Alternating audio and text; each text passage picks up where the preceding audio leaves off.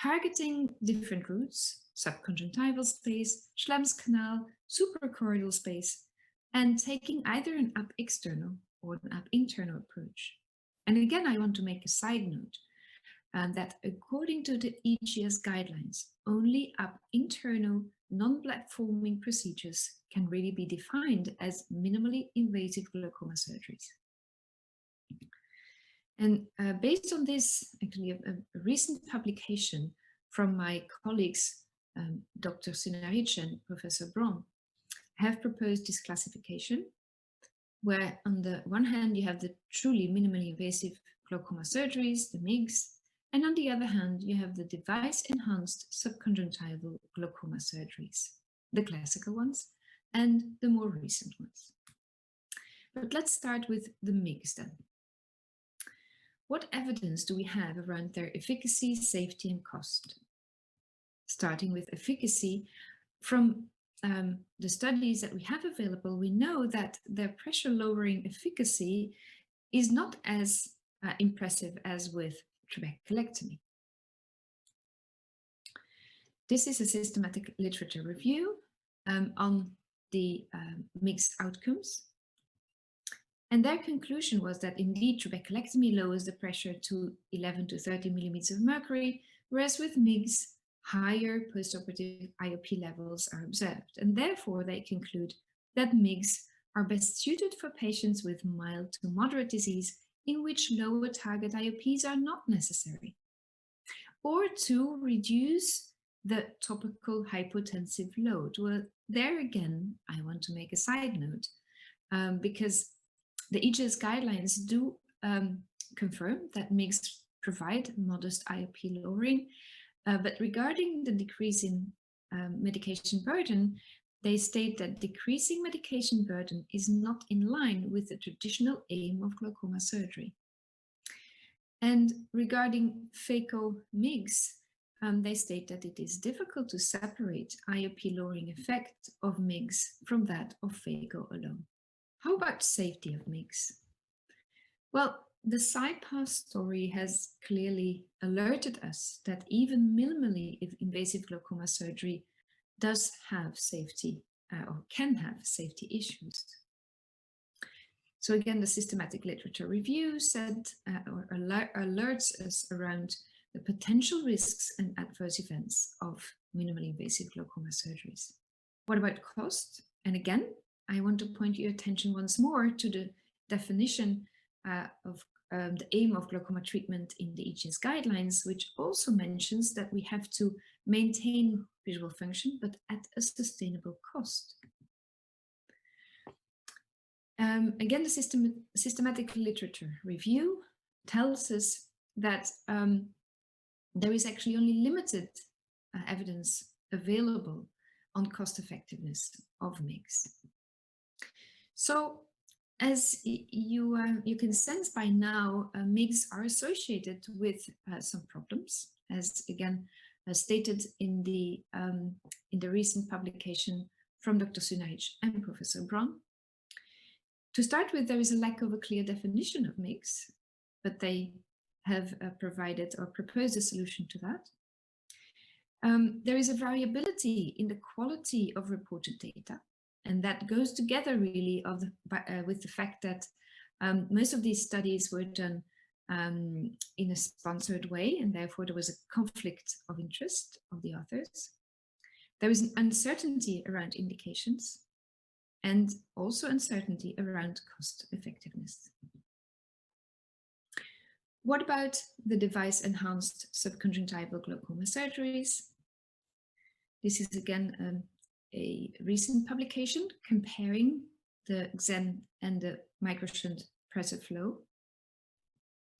And this table summarizes the IOP lowering results.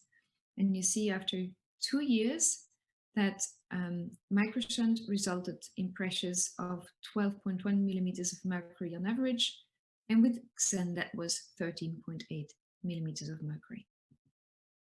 I want to point your attention also to this table that shows that postoperative bleb management is also needed after these procedures. They are bleb-forming procedures. In XEN, 24% of patients needed postoperative bleb management, and in microshunt, that was 10%. How about safety then? The systematic literature review points out that for procedures in which bleb management is frequent practice, many studies do not classify these as an adverse event.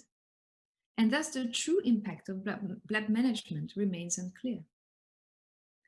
Moreover, these postoperative manipulations and interventions can have an impact on time and outpatient resources or costs. So, all in all, extraordinary claims require extraordinary evidence. And as we all know, sometimes extraordinary claims are made around the newer surgical techniques. And that is why I want to cite the EGS guidelines once more, because they say that newer surgical techniques, insufficient evidence for efficacy, safety, cost effectiveness compared to trabeculectomy is available. I thank you for your attention.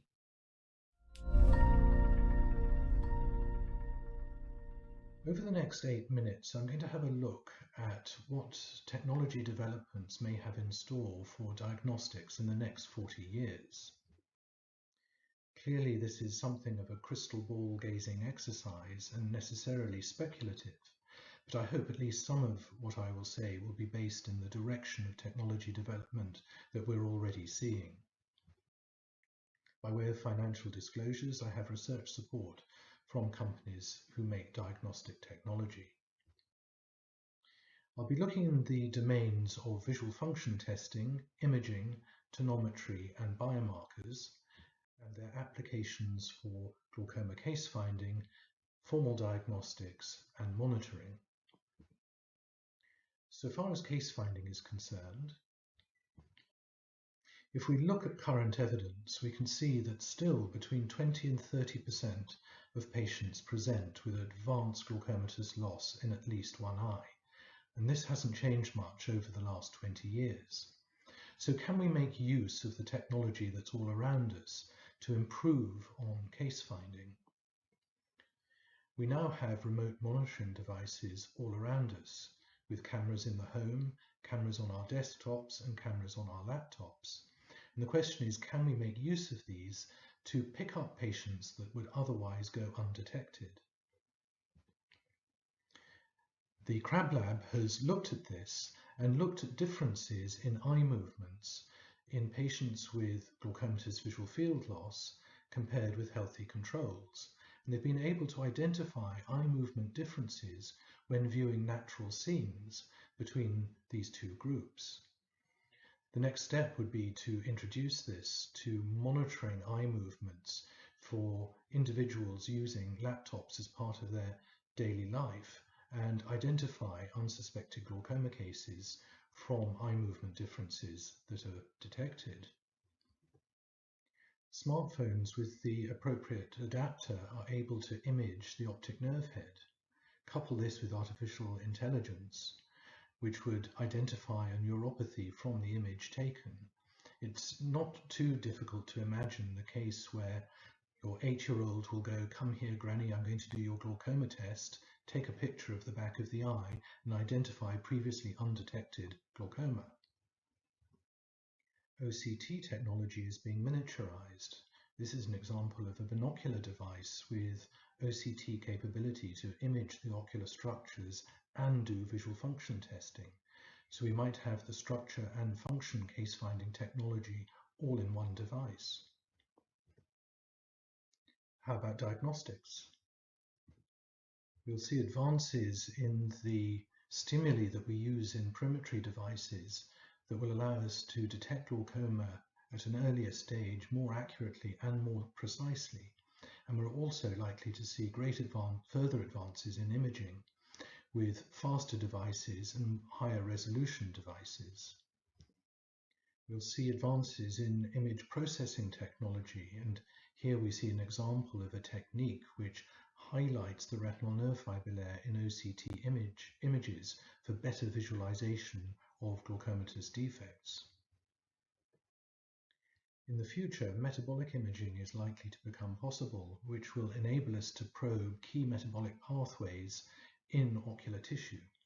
For instance, it may be possible to assess the redox status of various molecules in the eye as an indicator of metabolic function. At the moment, it's challenging to do this in vivo, but we're already seeing progress where it's now possible in small animals. How about monitoring glaucoma? More precise measurement is the key to identifying change over time. And here I'm showing you an example that combines two features, both improving the precision of estimates of visual function. One is a new thresholding algorithm, and the other is a new way of presenting stimuli, size modulating the stimulus instead of intensity modulating the stimulus. And combined, this leads to a significant improvement in reproducibility. The graph on the left shows that the variability in damaged parts of the visual field is reduced by half. New techniques allowing us to combine structural and functional data will provide significant clinical gain. At the moment, we can only view structural measurements and functional measurements side by side in the clinic, and we don't have processes for quantitatively combining the two different domains. Already, research groups are making progress using artificial intelligence to predict visual function measurements from OCT images, and these developments are particularly exciting. We can leverage advances that are brought to us through the economics of the computer games industry, such as using virtual reality goggles to present parametric stimuli and visual field tests, and also laptop and tablet technology, so that patients can do perimetry in the home and do it more frequently, therefore mitigating some of the variability in the results, producing more precise estimates of rates of change. We'll be able to do tonometry more frequently. On the left is an article from last month's Nature Biomedical Engineering of a new contact lens for measuring intraocular pressure. And on the right, we can see an intraocular device that might be implanted at the time of cataract surgery to give continuous monitoring of the intraocular pressure. Will we have a blood test for glaucoma? Well, there are data emerging from Franz Gruss's lab in Mainz that there may be a particular signature in the antibody profile measurable in peripheral blood that is able to distinguish glaucoma patients from healthy patients, and even patients with ocular hypertension and normal tension glaucoma compared to open-angle glaucoma patients. An important direction of research is understanding which patients are more susceptible to progress than others. So we're interested in identifying biomarkers for susceptibility. One of these may be the biomechanics of ocular structures. Already we're seeing tonometry devices which report aspects of corneal biomechanics, and the corneal biomechanics may reflect the biomechanics of other ocular structures, such as the optic nerve head, and the susceptibility of the optic nerve head to intraocular pressure. Another area of research which is showing great potential is looking at mitochondrial function. Several groups have now demonstrated that mitochondrial function is less good in patients with glaucoma. And we've recently reported that nicotinamide dinucleotide, which is measurable in peripheral blood, may be a biomarker worth chasing to identify those patients who are more susceptible. So in summary, the future is exciting. There are advances in miniaturization and mobile technology, advances in perimetry and imaging, and the application of artificial intelligence. And also we're seeing biomarkers which will help us identify the most susceptible patients. Thank you for your attention.